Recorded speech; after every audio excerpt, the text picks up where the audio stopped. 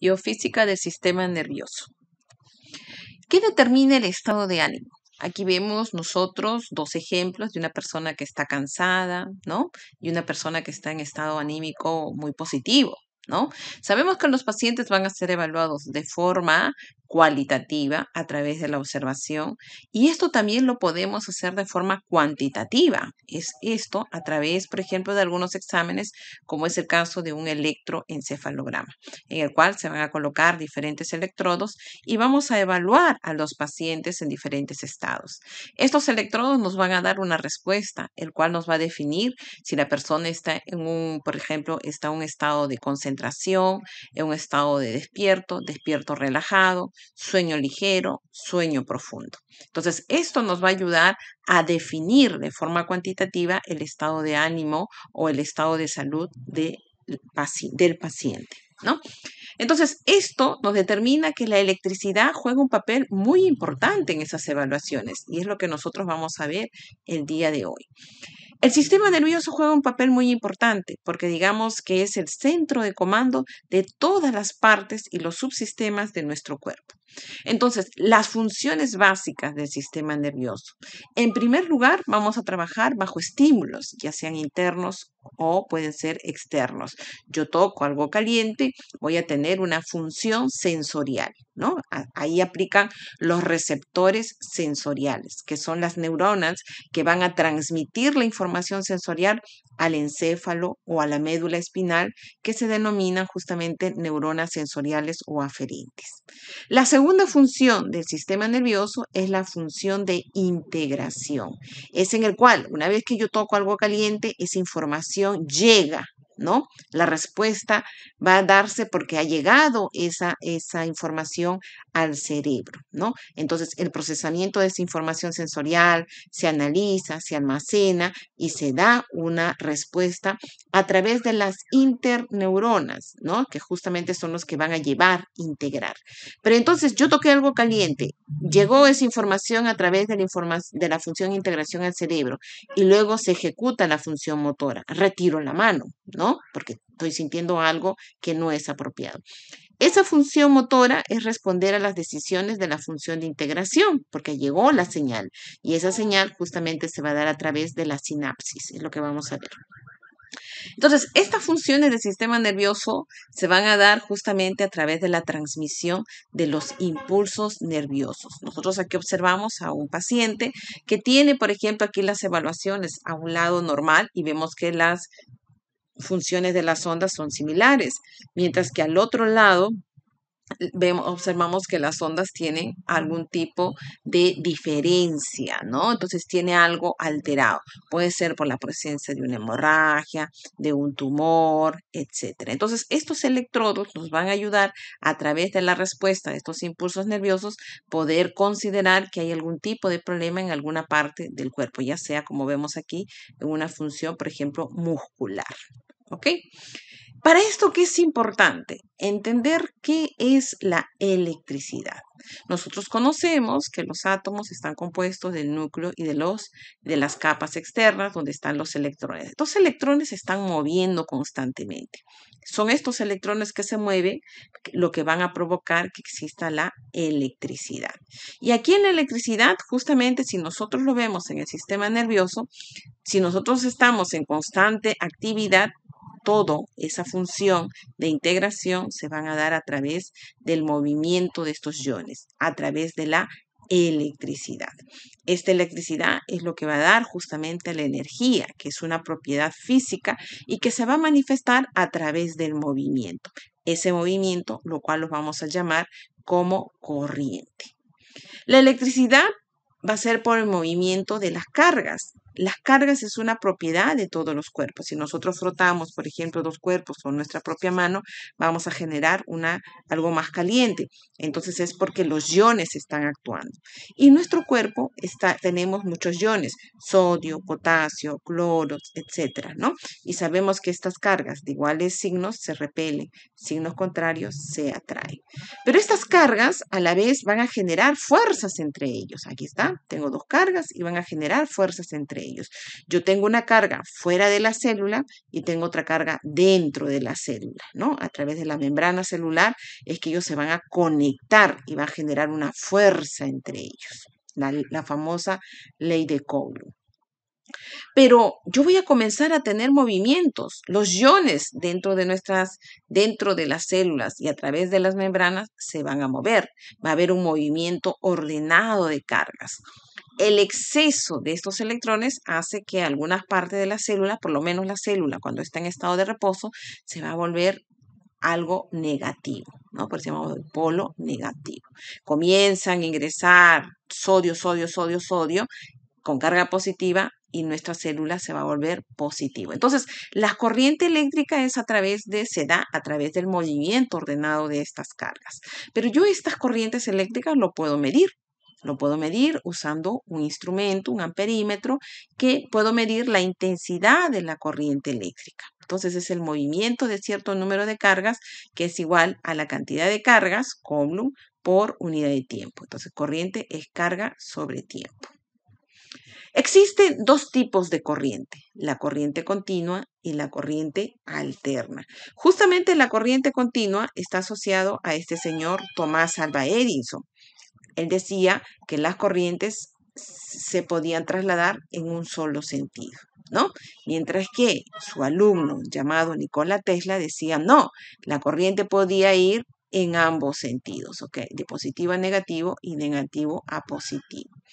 Es así que se dio una licitación en Estados Unidos para poder iluminar una ciudad y la corriente continua decía, yo tengo una central, yo tengo varias casas y supongamos que una casa está alejada y tenían que conectar de la central a cada una de estas casas, corriente continua, porque todo va en una sola dirección. En cambio, la corriente alterna dice, yo tengo una central, yo tengo una casa, tengo varias casas. De la central se conecta a la primera casa, de la primera casa a la segunda, luego se convierte este positivo, este negativo, este positivo, luego el positivo en negativo y así sucesivamente. Ustedes habrán observado que muchas veces cuando se va la energía eléctrica hay algunas casas que quedan encendidas. Es porque tienen otro tipo de polo. Entonces, en esa licitación, obviamente ganó la corriente alterna, porque no necesitaban, imagínense si la casa está por acá, tenían que llevar el cable desde el punto central hasta la casa. En cambio aquí no, porque se iba alejando conforme donde estaban distribuidas las diferentes casas. ¿Ok? Es la famosa corriente alterna.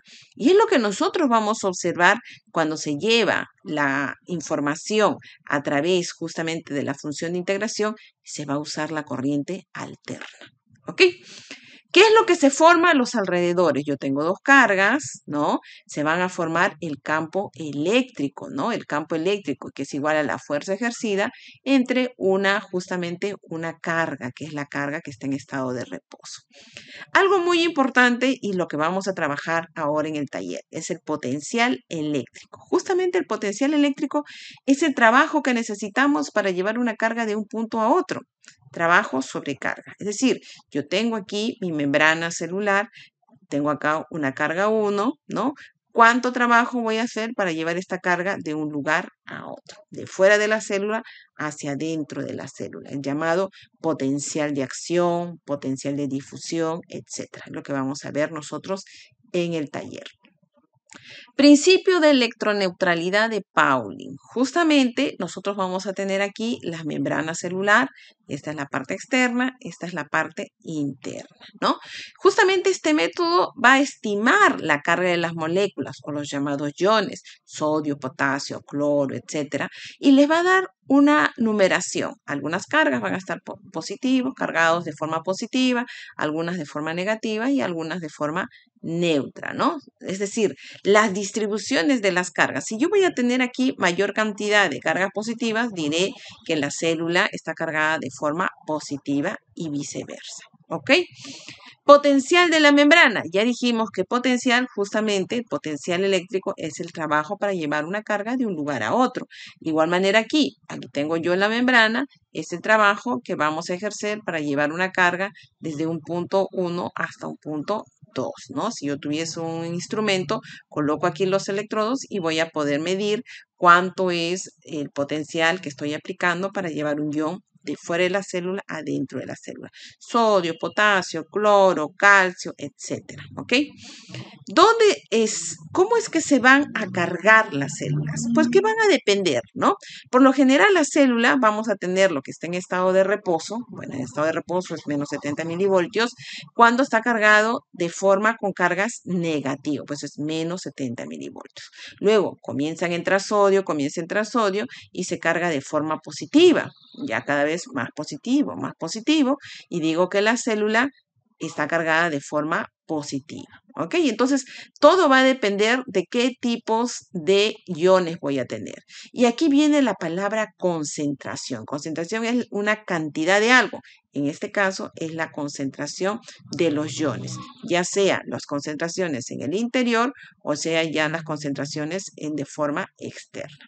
Y aquí voy a tener las famosas fuerzas de arrastre, ¿no? Las fuerzas de arrastre es el número de iones que entran, van a ser igual a los iones que salen, es decir, necesito en algún momento que la célula llegue a un estado de equilibrio, ¿ok? La pila eléctrica, muy conocido por Alejandro Volta. Alejandro Volta justamente trabaja en la transformación de la energía química en energía eléctrica. De igual manera, en el dínamo va la transformación de la energía mecánica a energía eléctrica. Yo muevo. Es lo que se usaba, por ejemplo, cuando no se tenía electricidad durante las batallas, ¿no? En la Primera Guerra Mundial o en las batallas previas, en el cual Marie Curie trabajaba con las ambulancias rodantes llevando los equipos de rayos X y tenían que generar electricidad a través de los dínamos generados a través de las bicicletas, ¿no? Los condensadores eléctricos o capacitores almacenan energías. Podemos tener desde condensadores muy pequeñitos a condensadores que almacenan grandes cantidades de energía para distribuir, por ejemplo, a ciudades, ¿no? Entonces, las propiedades de los materiales, estas pueden definir, por ejemplo, las propiedades eléctricas. Yo puedo tener algunas propiedades con altas permeabilidades, velocidad con la que salen y entran los iones. Pueden tener, y hemos visto en las clases anteriores, elasticidad, mayor conducción de electricidad. Algunos materiales son más conductores como el cobre, algunos como el plástico tienen menos, por ejemplo, electricidad, etc. Entonces, ¿por qué nos interesa esto? Porque cuando nosotros vamos a estudiar estos iones, vamos a estudiar su comportamiento, justamente una de sus propiedades es la conductancia o llamada también permeabilidad. Es, digamos, la velocidad con la que éstas se van a transportar de un punto al otro. Mayor conductancia, va mucho más rápido, ¿ok? Aquí en la electricidad hay algunas leyes, la ley de Ohm, la ley de Joule, la ley de corriente de Kirchhoff. La ley de Ohm, justamente, tenemos aquí, ya muy conocido, voltios es igual a la parte de la resistencia por la corriente, ¿no? Y Joule, cuando vamos a tener la transformación justamente de la energía eléctrica en energía calorífica. Y la corriente de Kirchhoff es las sumatorias, ¿no? De la corriente total va a ser igual a 0 en un punto de cálculo. ¿Ok? Aquí vamos a centrarnos en lo que es la electricidad en la medicina. Pues inicialmente estamos hablando de años alrededor de 1700, no se conocía todavía la electricidad y mucho más en el cuerpo humano, ¿no? Se decía que el cuerpo humano tiene electricidad, el corazón, el cerebro van a funcionar a través de estos impulsos eléctricos, pero todavía no se sabía el funcionamiento. Y es más, ustedes van a observar aquí las caras de pavor de estas personas al ver que, por ejemplo, esta persona que está fallecida comienza a tener movimientos. ¿Es por qué? Porque habían puesto 2 puntos de contactos metálicos y a través de estos metales se comenzaban a transportar los iones. Entonces él comenzaba a mover el brazo, ¿no? Es lo que pasaba con las ranitas de Galvani, que ahora vamos a ver. Entonces comenzaban a usar la electricidad como parte de los múltiples tratamientos, que es lo que se hace también en la actualidad, ¿no? Que es así que Luis XV comenzó a recibir los primeros tratamientos de descargas eléctricas era como parte de los primeros experimentos para problemas musculares que él tenía. Muy conocido, la botella de Leyden. En este caso, era parte de un condensador, es decir, ellos se daban cuenta que podían comenzar a almacenar corriente a través de dos electrodos, ¿no? Justamente permitían observar el efecto del motor por las descargas eléctricas en el organismo. Aquí comenzaban a hacer los primeros experimentos de que nuestro cuerpo tenía electricidad, ¿no? Aquí aparecen dos personas muy importantes, el señor Galvani y el señor Volta, que justamente es parte de la dinámica que se les deja para la siguiente semana. ¿Cuál fue la labor que hizo Galvani? ¿Qué decía Galvani? Galvani decía que nuestro cuerpo tenía corriente, ¿no? Porque justamente el experimento que él había hecho a través de las ranas, él agarró, colgó las ranas en un colgador de ropa, ¿no? Pero de forma metálica y colocó acá sus ranas muertas, pues, ¿no? Él estaba esperando que existiese una descarga eléctrica y para que sus ranas comiencen a moverse. Pero resulta que no hubo ningún tipo de descarga eléctrica y él aquí estaba esperando. Pero él tomó una varilla metálica y comenzó a jugar con sus ranitas. Y al tener contacto la varilla, ¿no? Las ranas se comenzaron a mover. ¿Por qué? Porque este cordel era metálico, la varilla era metálico. Entonces estaba sucediendo lo que veíamos acá, ¿no? Dos contactos metálicos hacía que el cuerpo inerte o muerto comenzase a moverse. Entonces era una forma de parte de Galvani de demostrar que el cuerpo tenía corriente. ¿Ok? Alejandro Volta decía, no, el cuerpo no tiene corriente. Lo que pasa es que Galvani colocó dos metales y los metales pues tienen iones y a través de estos metales comenzaron a moverse. Entonces se generó una disputa entre ambos. Entonces justamente la dinámica es quién tiene o quién tuvo y quién tiene mayores aportes a la actualidad en medicina en cuanto a la electricidad, Galvani o Volta. ¿Ok? Esa es la dinámica que vamos a tener para la siguiente clase. Pasaron los años y en 1895, este señor muy conocido, Röntgen, él pues descubre los rayos X, justamente porque habían habido los avances en electricidad, ya se habían descubierto los electrones y hoy este gran descubrimiento pues nos ayuda a poder observar lo que pasa en el interior, no solamente del cuerpo, sino de múltiples materiales, ¿no? Efectos físicos de la fisiología humana en la corriente eléctrica. Habíamos visto que los materiales tienen propiedades y nosotros queremos saber, por ejemplo, ¿no? La sangre, el plasma, ¿no? Cuánta resistencia o cuánta conductividad tiene, ¿no? Pulmón, cerebro, etcétera, ¿no? Entonces, los tejidos vivos poseen diferentes propiedades eléctricas y nosotros necesitamos conocer, necesitamos saber cuáles son los valores de estos diferentes elementos para poder calcular sus propiedades, como por ejemplo el potencial de la membrana, muy importante en la sinapsis neuronal. Cuando nosotros tenemos esto, es justamente parte de la función integradora, ¿no? Del sistema nervioso. Y vamos a observar aquí como cuando la célula está en reposo, menos 70 milivoltios. Comienza a ingresar aquí iones positivos, que sería en este caso el sodio, y comienza a generarse aquí la despolarización hasta llegar a un punto máximo y luego se da lo contrario. Esto lo vamos a ver al detalle cuando vamos a hacer la clase biofísica de las membranas, pero lo importante aquí es que todo este potencial desde reposo hasta el máximo se tiene que cumplir alrededor de 30 milivoltios y luego así sucesivamente, ¿no? Viene aquí, de nuevo aquí, para que se dé justamente el traslado o que se dé la función de integración, ¿no? Que la información llegue al cerebro.